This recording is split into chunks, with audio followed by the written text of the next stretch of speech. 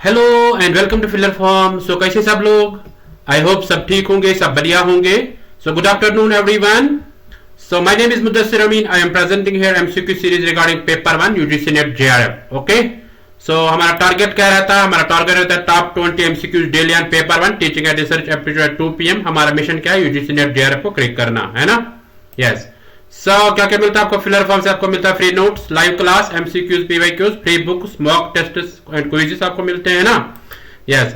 सो आप नोट्स को कैसे से डाउनलोड कर सकते हैं? आप इस वेबसाइट पे जाओ, यहां से आप नोट्स को डाउनलोड कर सकते हैं www.ugc-net.com। ओके, सो ये फ्री क्लास है, इनका आप लाभ लीजिएगा। और फिलर फॉर्म की एक एप्लीकेशन आती है फिलर फॉर्म के नाम से, उसको भी आप इंस्टॉल करो अपने मोबाइल में। वहां पे आप मॉक टेस्ट और क्विज़ेस दे सकते हैं। ओके।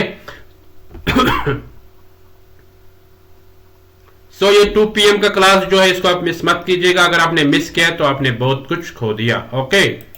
यस। तो ये अचीवमेंट है फिलर फॉर्म की जेआरएफ अचीवर्स, और ये है नेट अचीवर्स। आप भी मेहनत करते रहो, आपका नाम नेक्स्ट टाइम इस लिस्ट में आ जाएगा। ओके।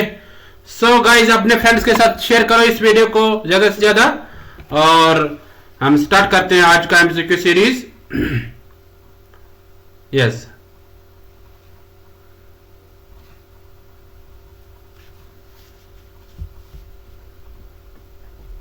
तो सारे शेयर करो। Good afternoon. Yes, good afternoon everyone. तो अपना थम्स अप दे दीजिए, then we will begin our today's MCQ series. Very good, बहुत अच्छा। So let's begin, let's get started. So let's start our today's MCQ series. ये आपके secret में question number 1, इसको देखो और आंसर करो। Which of the following are the goals of higher education in India?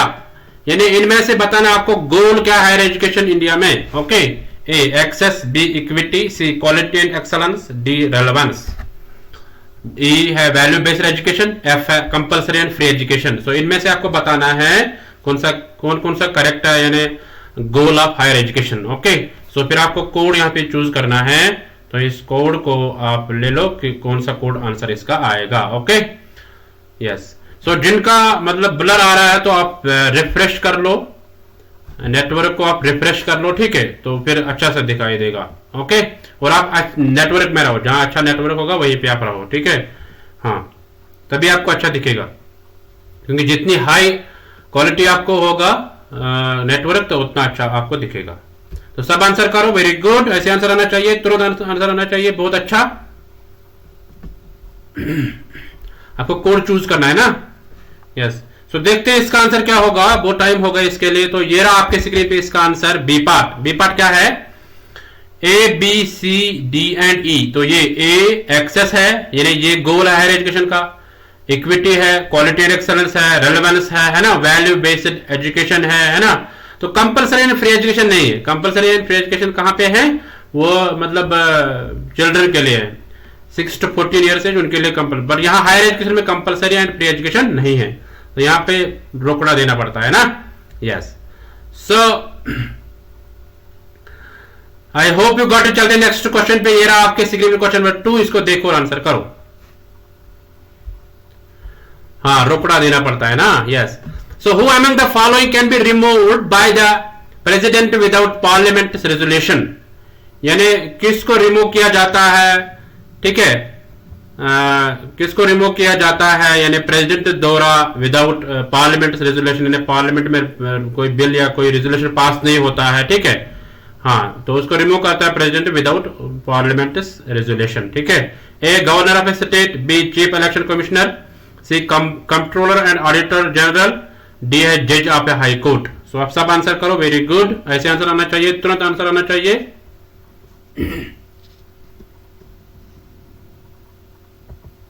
बहुत अच्छा, ऐसे आंसर करो सब। तो देखते हैं इसका आंसर क्या होगा। ये रहा आपके स्क्रीन पे इसका आंसर, ए पार्ट। ए पार्ट क्या कह रहा है? गवर्नर ऑफ ए स्टेट है ना। गवर्नर ऑफ ए स्टेट जो होता है उसको प्रेसिडेंट यानी रिमूव कर सकता है पार्लियामेंट के कंसेंट के बगैर। Okay. So I hope you got it. So चलते हैं नेक्स्ट क्वेश्चन पे। ये रहा आपके स्क्रीन पे क्वेश्चन नंबर 3, इसको पढ़ो और आंसर करो। The purpose of value education is best served bye focusing on, यानी वैल्यू एजुकेशन का जो पर्पज है, यानी उसका मेन फोकस क्या रहता है, ठीक है। ये देखो आप, A cultural practices prevailing in the society, B norms of conduct laid down by a social group, C concern for human values, D religious and moral practice and instructions. ये सारे पीवाईक्यूज हैं, ठीक है, प्रीवियस ईयर क्वेश्चंस है, यानी जो भी मैं करवा रहा हूं ये सारे पीवाईक्यूज है। आई थिंक 2017-2016 में आए हैं ये क्वेश्चन, ओके।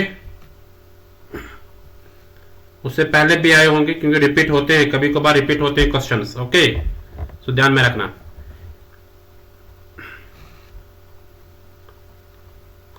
सो चलते हैं, देखते हैं इसका आंसर क्या होगा। ये रहा आपके स्क्रीन पे इसका आंसर सी पार्ट। क्या है C part? Concern for human values, यानी वैल्यू एजुकेशन का मेन फोकस रहता है कि यानी इन्हें जो ह्यूमन्स है उनके वैल्यूज को बढ़ाना, ठीक है।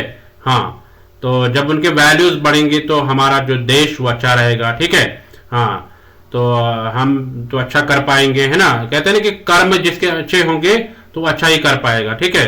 हाँ, तो ऐसे हमारे वैल्यूज अब जब अच्छे हो जाएंगे, अच्छे रहेंगे, तो हम दूसरे को अच्छे से पेश आ जाएंगे, हम सोसाइटी में हेल्पफुल रहेंगे, है ना। Yes, so I hope you got it. चलते नेक्स्ट क्वेश्चन पे, आपके क्वेश्चन नंबर 4, इसको देखो और आंसर करो। Which of the following are not necessarily the immediate consequences of the proclamation of the president's rule in a state? A है dissolution of the state assembly, B है removal of the council of ministers in the state, C है take over of the state administration by the union government, D है appointment of a new chief secretary। तो आपको यहाँ पे code choose करना है ना। कोड्स क्या है नीचे? A है A and D, B है A B and C, C है A B C and D, D है B and C। तो आप सब आंसर करो, सबको आंसर आना चाहिए। Very good.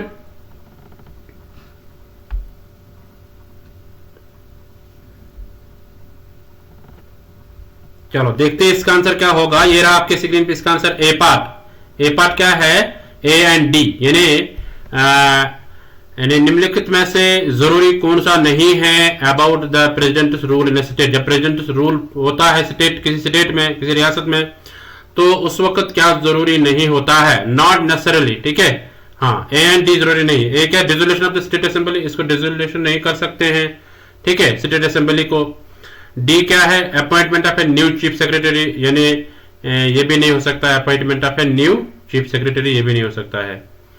तो ये हो सकता है removal of the council ministers in the state, ये हो सकता है। Take over of the state administration by the union government, union government लेता है उसको, स्टेट एडमिनिस्ट्रेशन को, ठीक है, ये दो हो सकते हैं। बट ये दो नहीं हो सकते। Dissolution of the state assembly and appointment of a new chief secretary, ये नहीं हो सकते हैं, नॉट नेसेसरली, ओके। तो ये इसके रिजल्ट नहीं, कॉन्सिक्वेंसेज मींस ये इसके रिजल्ट नहीं हो सकते, ये इसके नताइज नहीं हो सकते किसके? प्रेसिडेंट रोल के, okay. So I hope you got it. तो चलते हैं नेक्स्ट क्वेश्चन पे। ये रहा आपके सेकंड क्वेश्चन नंबर 5, इसको पढ़ो और आंसर करो। Which of the following statements are correct? इनमें से करेक्ट कौन सा स्टेटमेंट है? Rajya Sabha is a permanent house which can be dissolved only during national emergency. B Rajya Sabha does not represent the local interest of the states. C members of the Rajya Sabha are not bound to vote at the dictates of the states they represent. D no union territory has a representative in the Rajya Sabha। तो सब answer करो। Very good, ऐसे answer आना चाहिए सबों का। Yes,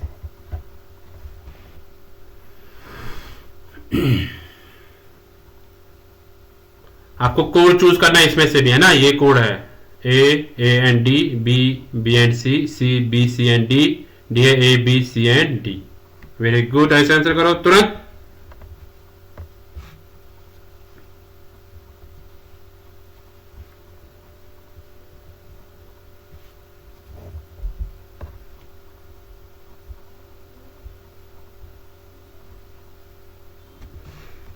चलो देखते हैं इसका आंसर क्या होगा। ये रहा आपके स्क्रीन पे इसका answer B part. B part क्या है? बी एंड सी, है ना, यानी इनमें से करेक्ट है B and C part. B क्या है? राज्यसभा जो है ये रिप्रेजेंट नहीं करता है लोकल इंटरेस्ट स्टेट्स के, ठीक है। हाँ, ये तो ऑल ओवर मतलब कंट्री के कर रहा है राज्यसभा, ठीक है, but it does not represent the local interest of states, okay. States का अलग होता है। तो इसी तरह सी क्या है? Members of the Rajya Sabha are not bound to vote at the dictates of the state they represent, यानी राज्यसभा के जो मेंबर्स होते हैं वो अपने स्टेट में वोट नहीं कर सकते हैं, ठीक है। यस, तो ये आई होप यू गॉट इट। चलते हैं नेक्स्ट क्वेश्चन पे। ये आपके क्वेश्चन 6, इसको पढ़ो और आंसर करो। Which of the following statements are correct about deemed universities? Deemed universities के लिए कौन सा इनमें से करेक्ट है? ठीक है, A the governor of the state is the chancellor of deemed universities. B they can design their own syllabus and course work. C they can frame their own guidelines regarding admission and fees. D they can grant degrees.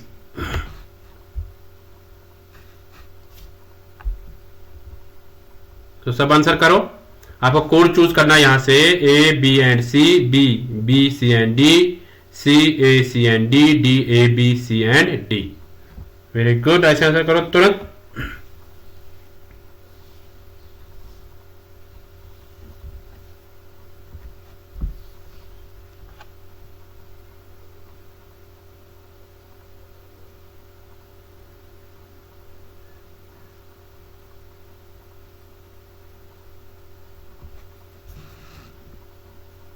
तो देखते हैं इसका answer क्या होगा। ये रहा आपके screen पे इसका answer B part. B part क्या है? B C and D, B C and D, यानी ये तीनों करेक्ट है अबाउट डीम्ड यूनिवर्सिटीज, यानी B C and D part. B क्या है? They can design their own syllabus and course work, तो वो अपना डिजाइन कर सकते हैं अपना कोर्स वर्क या अपना सिलेबस। ठीक है। सी क्या है? They can frame their own guidelines regarding admission and fees, वो फीस और एडमिशन के रिलेटेड जो भी क्वेरीज है, जो भी गाइडलाइंस है, वो फ्रेम कर सकते हैं खुद ही। डी क्या है? दे कैन ग्रांट डिग्रीज, वो डिग्री दे सकते हैं। ठीक है, यस, बट ये नहीं कर सकते। The governor of the state is the chancellor of deemed university का जो चांसलर वो नहीं हो सकता है, यानी गवर्नर। ठीक है, यस, तो ये नहीं हो सकता है इसका। So B C and D is the correct answer for this question. So चलते हैं नेक्स्ट क्वेश्चन पे। ये रहा आपके स्क्रीन पे क्वेश्चन नंबर 7, इसको देखो और आंसर करो। Which of the following are the demerits of globalisation of higher education?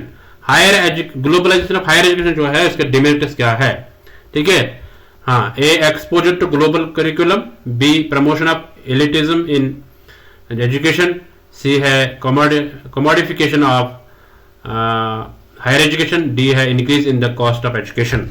सब आंसर करो। आपको कोड चूज करना है यहां से ए एंड डी, बी है ए सी एंड डी, सी है B C and D, D है A B C and D. Very good.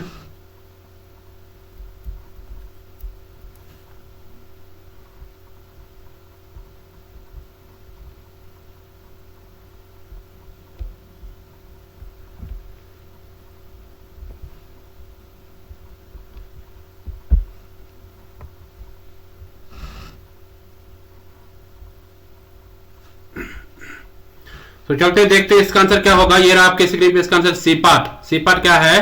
B C and D, B C and D. B क्या है? Promotion of elitism in education. ठीक है, हाँ। C क्या है? Commodification of higher education. D है increase in the cost of education. तो ये है डिमेरिट्स किसके? ग्लोबलाइजेशन ऑफ हायर एजुकेशन, यानी higher education day by day costly होती जा रही है ना। हाँ, तो इसमें डिफरेंट मॉडिफिकेशन होती है ना। तो एलिटिज्म को ज्यादा प्रमोट किया जाता है यहाँ पे। Okay, so I hope you got it. चलते हैं नेक्स्ट क्वेश्चन पे। ये रहा आपके क्वेश्चन नंबर 8, इसको देखो और आंसर करो।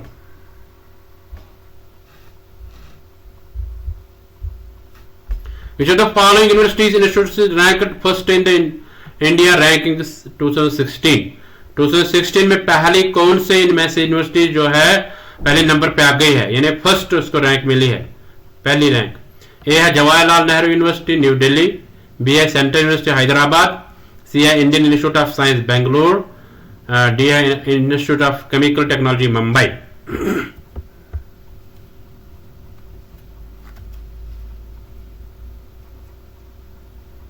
वेरी गुड, ऐसे आंसर आना चाहिए सबों का, बहुत अच्छा।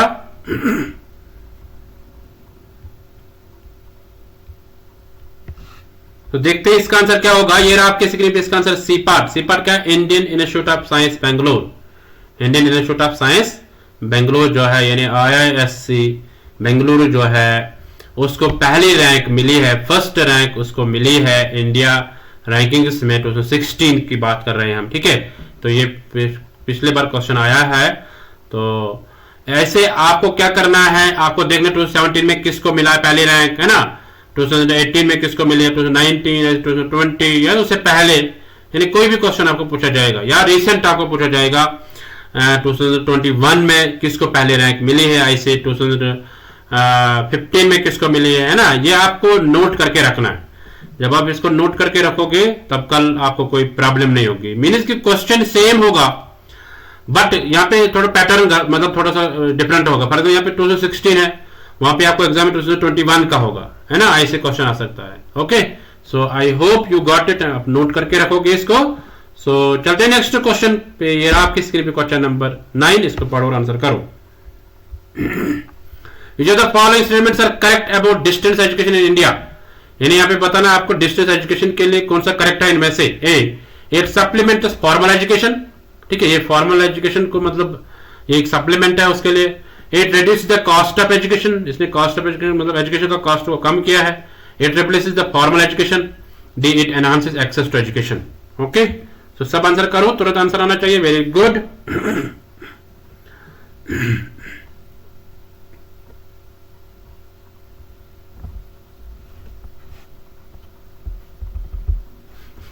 बहुत अच्छा। तो देखते हैं इसका आंसर क्या होगा। थोड़ा सा रुकते हैं, आपको चूज करना है यहाँ पे कोड, ठीक है, ये कोड आपको चूज करना है। कोड दिखना चाहिए सबको, हिंदी वाले भी कोड देखो, ठीक है, यस। सो चलते देखते हैं इसका आंसर क्या होगा। ये रहा आपके आंसर सी पार्ट। क्या है C part? A B and D. A B and A क्या है? इट सप्लीमेंट्स फॉर्मल एजुकेशन, ठीक है। तो इसी तरह बी क्या है?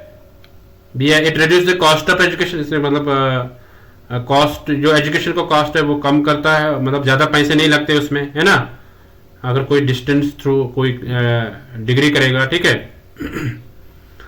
तो इसी तरह डी पार्ट है it enhances access to education, इसने मतलब एजुकेशन सिस्टम का एक्सेस बढ़ा दिया है।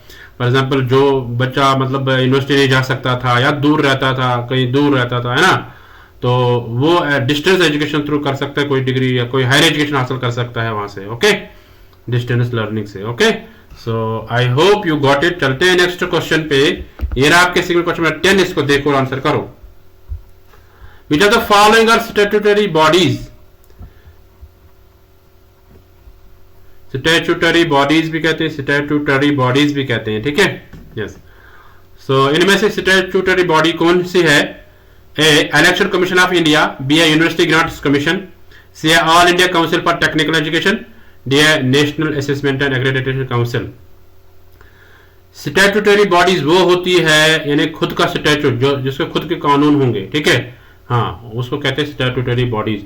यानी उसके खुद के लॉज होंगे, वो उसको अप्लाई करता है। जब भी उनका कोई मतलब कुछ अप्लाई करना होगा तो उसमें वो अप्लाई कर लेते हैं खुद के लॉज, ठीक है। हाँ, तो आपको कोड चूज करना है। कोड क्या है? ए है A B and C, B है B C and D, C है बी एंड सी, डी है बी एंड डी। तो सब आंसर करो, तुरंत आंसर आना चाहिए। वेरी गुड, ऐसे आंसर करो सब।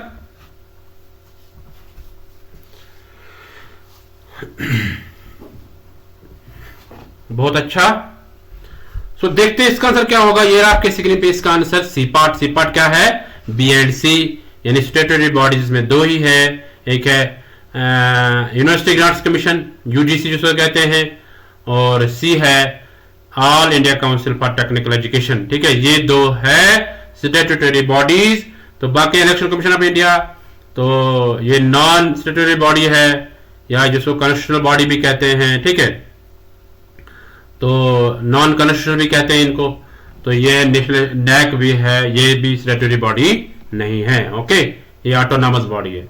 सो देखते हैं इसके बारे में। स्टैट्यूटरी बॉडी जो होती है ये वो ऑर्गेनाइजेशन होती है जिसमें लीगल पावर्स होते हैं अपने, ठीक है, यानी अपने कानून होते हैं, इसमें लीगल पावर होता है। स्टैट्यूटरी बॉडी जो होती है इसमें अपना पावर होता है। ओके, या हम कहेंगे कि ये जो नॉन स्टैट्यूटरी बॉडी होती है जिसको अपने पावर नहीं होंगे, लीगल पावर्स नहीं होंगी, यानी जिसके अपने पावर्स नहीं होंगे तो उसको नॉन स्टैट्यूटरी कहेंगे हम, और स्टैट्यूटरी उसको कहेंगे हम जिसके अपने पावर्स होंगे। ओके, सो कॉन्स्टिट्यूशनल बॉडीज बनाई जाती है, ठीक है, थ्रू कॉन्स्टिट्यूशन, जिनको हम स्टैट्यूटरी बॉडीज कहते हैं, ठीक है।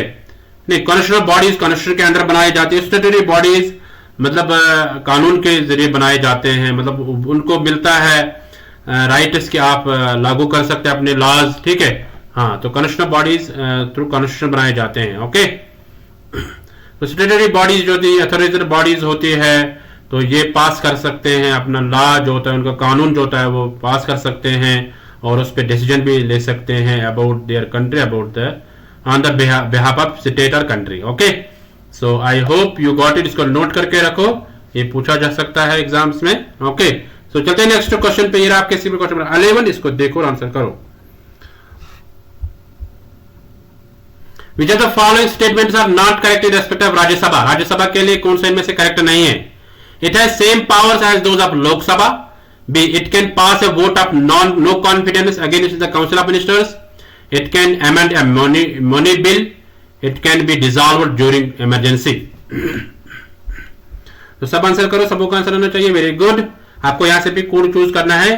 ए है बी एंड सी, बी है B C and D, C है A B and C, D है A B C and D. देखिए ये वाले क्वेश्चन पूछे जाते हैं आजकल, मतलब ज्यादा आप देखोगे यही वाले क्वेश्चन, चाहे आप हायर एजुकेशन के क्वेश्चन देखोगे, चाहे आप टीचिंग के क्वेश्चन देखोगे, चाहे आप रिसर्च के क्वेश्चन देखोगे, चाहे आप एनवायरमेंट के क्वेश्चन देखोगे, ज्यादातर यही क्वेश्चन पूछे जाते हैं। ठीक है, इसीलिए आपको डेप्थ में नॉलेज होनी चाहिए, यानी थ्योरी नॉलेज आप अच्छे से कवर कर लो। ठीक है, हाँ, तो जितने यहां से आपको पता चलता है मुझे कितनी थ्योरी और पढ़नी है। ठीक है, जब हम एमसीक्यू करते हैं सालों। ओके, सो सब आंसर करो, बहुत अच्छा। सो देखते हैं इसका आंसर क्या होगा। ये आपके स्क्रीन पे इसका answer D part. D part क्या है? A B C and D, इन्हें सब मतलब करेक्ट नहीं है राज्यसभा के बारे में। Okay, not correct. ठीक है, तो ये आप देखो। ओके, सो चलते हैं नेक्स्ट क्वेश्चन पे। ये आपके स्क्रीन पे इसका क्वेश्चन नंबर 12, इसको देखो और आंसर करो। Which are the following statements are correct about the powers of the governor of state? यानी इनमें से जो स्टेटमेंट दिए गए नीचे, इनमें से आपको देखने कौन सा करेक्ट है। About the powers of governor of state, governor के बारे में कौन सा इनमें से करेक्ट है? A, he has the power to dissolve the legislative assembly, इसके पास पावर होता है कि वो लेजिस्लेटिव असेंबली को डिसॉल्व कर सकता है। ठीक है, बर्खास्त कर सकता है। B, he has the power to appoint जजेस of the state high court, state में जो हाई कोर्ट होता है उसके पास पावर्स होते हैं। ठीक है, जजेस को अपॉइंट करना। सी क्या, he has the power to grant pardon in case of death sentence, तो वो मतलब माफी दे सकता है। ठीक है, in case of death sentence. He has diplomatic powers, और उसको डिप्लोमेटिक पावर्स होते हैं। ठीक है, तो ये आपको बताना कौन सा इनमें से करेक्ट है। ओके, तो सब आंसर करो, तुरंत आंसर होना चाहिए। बहुत अच्छा, देखो कुछ स्टूडेंट्स तुरंत आंसर करते हैं। वेरी गुड, दैट मीन्स उन्होंने पढ़ा होगा। ठीक है, अच्छे से, बहुत अच्छा, तुरंत आंसर आना चाहिए ऐसे ही।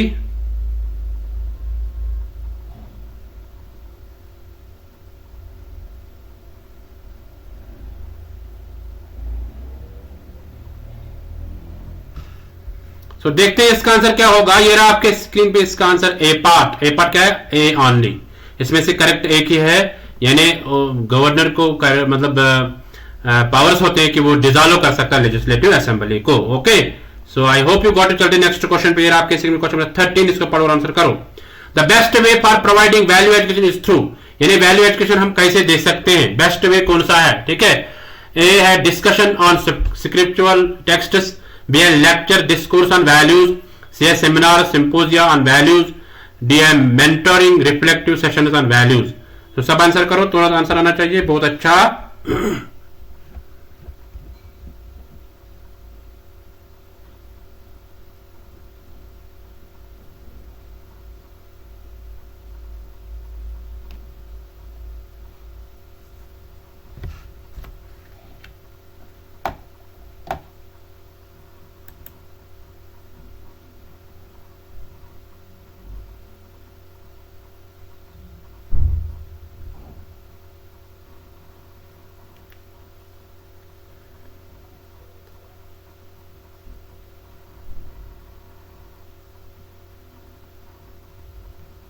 थोड़ा सा वेट करो, इसमें थोड़ा टेक्निकल इशू आ गया है।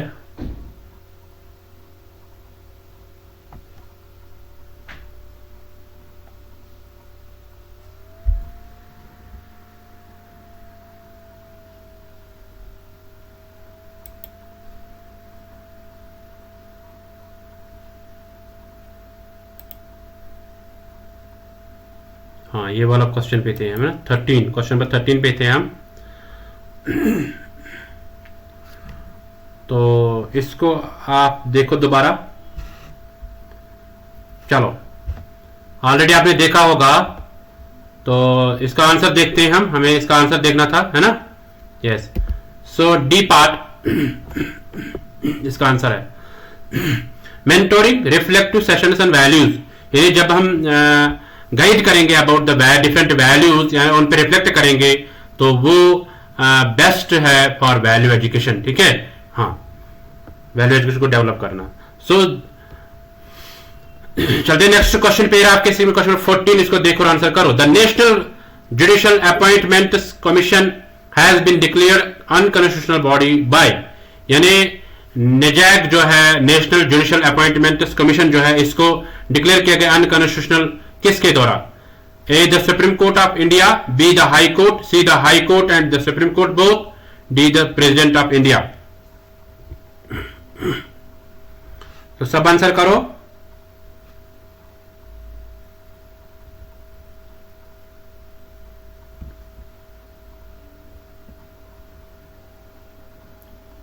तुरंत आंसर आना चाहिए। Very good. यानी निजैक को किसके द्वारा अनकॉन्स्टिट्यूशनल बनाया गया है? नॉन स्टैट्यूटरी बॉडी, इन्हें हाँ, मतलब अनकॉन्स्टिट्यूशनल बनाया गया है उसको। ठीक है, किसके द्वारा? तो सब आंसर करो। तो देखते हैं इसका आंसर क्या होगा। ये रहा आपके स्क्रीन पे इसका आंसर। ए पार्ट, ए पार्ट क्या है? The supreme court of India, supreme court of India के द्वारा इसको अनकॉन्स्टिट्यूशनल बनाया गया है। Okay, so I hope you got it. चलते नेक्स्ट क्वेश्चन पे। आपके क्वेश्चन 15, इसको देखो और आंसर करो। Which of the following core value among the institutions of higher education are promoted by the NAAC? ठीक है, NAAC mean national assessment and accreditation council, इन्हें जो ग्रेड देते हैं यूनिवर्सिटी को या हायर एजुकेशन इंस्टीट्यूशन को। ठीक है, इन्हें इनमें से आपको बताना कोर वैल्यू कौन सा है इंस्टीट्यूशन के लिए हायर एजुकेशन में जो प्रमोट करता है NAAC। ठीक है, A contributing to national development, B fostering global competencies among students and teachers, C inculcating a value system among students and teachers, D promoting the optimum utilization of the infrastructure। तो सब answer करो, तुरंत answer आना चाहिए। Very good.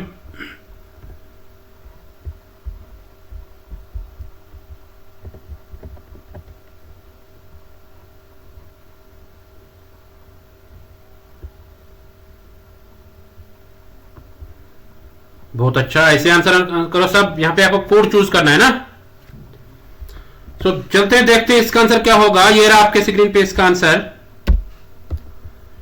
B part है ना। B part क्या है?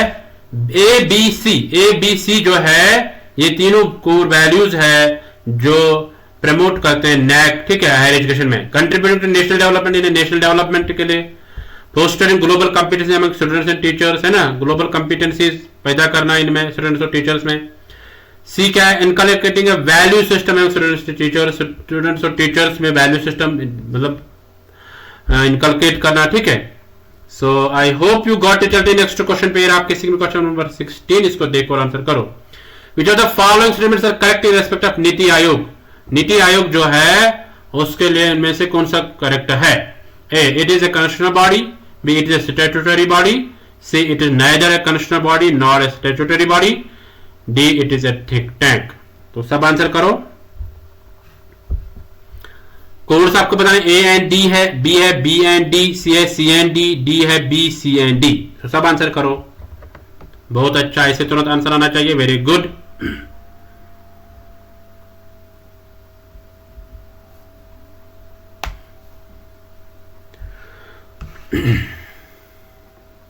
तो देखते हैं इसका आंसर क्या होगा। ये रहा आपके स्क्रीन पे इसका आंसर। सी पार्ट क्या है? C and D, C and D. आपको यहां पे नीति आयोग के बारे में आपको बताना था कौन सा इनमें से करेक्ट है।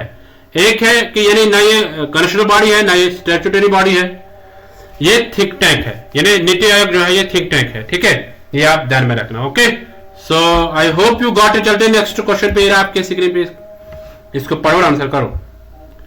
Who among the following was the chairman of University Education Commission 1948? University education commission जो है उसका चेयरमैन कौन है? A doctor DS Kothari, B Maulana Abul Kalam Azad, C doctor Zakir Hussain, D doctor S Radhakrishnan. तो सब आंसर करो, तुरंत आंसर आने चाहिए। Very good.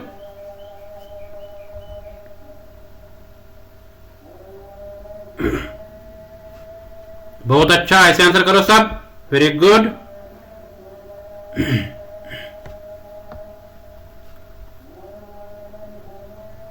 तो देखते हैं इसका आंसर क्या होगा, इजी क्वेश्चन है ना।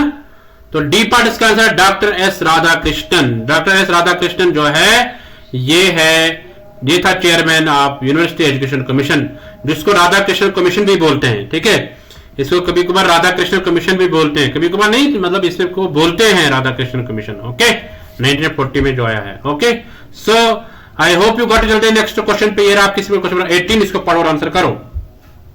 Who among the following was the first chairman of UGC? पहला चेयरमैन कौन था यूजीसी का? यूनिवर्सिटी ग्रांट्स कमीशन जो है उसका पहला चेयरमैन कौन था वो बताना आपको। ए श्री हुमायूं कबीर, बी श्री सीडी देशमुख, सी श्री एम मूलगांवकर, डी है मूलचंद शर्मा। वेरी गुड, ऐसे आंसर करो, तुरंत आंसर आना चाहिए, बहुत अच्छा।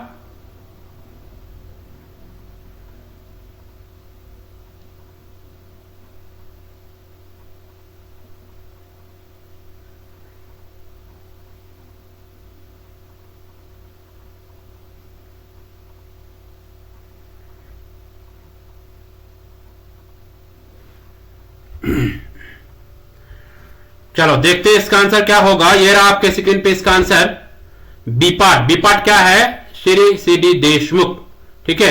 सीडी देशमुख जो था ये मतलब पहला चेयरमैन था यूजीसी का, okay. So I hope you got it. So चलते हैं नेक्स्ट क्वेश्चन पे। ये रहा आपके स्क्रीन पे क्वेश्चन नंबर 19, इसको देखो और आंसर करो।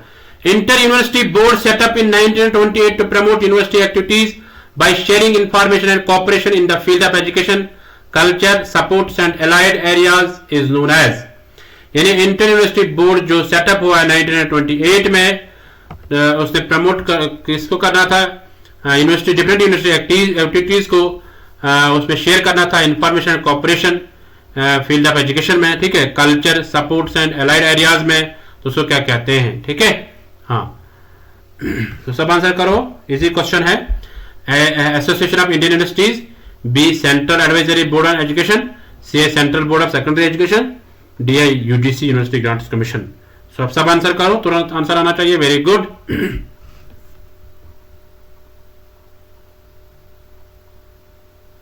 ये 2021 में पूछा गया ये वाला क्वेश्चन, ठीक है। हाँ,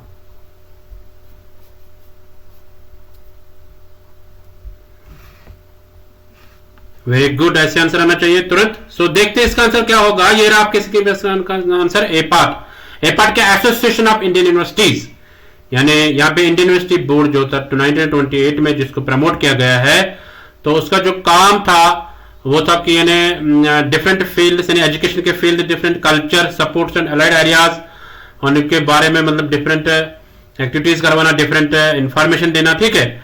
तो उनको क्या, उसको नाम दिया गया, चेंज किया गया नाम, तो वो कौन सा नाम है? वो एसोसिएशन ऑफ इंडियन यूनिवर्सिटीज, ठीक है। तो ये इसका करेक्ट आंसर है। So I hope you got it. या आप ऐसे क्वेश्चन आ सकता है, इंडियन यूनिवर्सिटी बोर्ड से जो है इसको नाम, अब जो चेंज किया नाम, उसको क्या नाम है? वो एसोसिएशन ऑफ इंडियन यूनिवर्सिटीज, या एसोसिएशन ऑफ इंडियन यूनिवर्सिटीज को पहले क्या कहा जाता था? पहले कहा जाता था इंडियन यूनिवर्सिटी बोर्ड, ठीक है। सो ये ध्यान में रखना। सो ये थे आज के एमसीक्यू सीरीज का लास्ट क्वेश्चन नंबर 20, इसको पढ़ो और आंसर करो।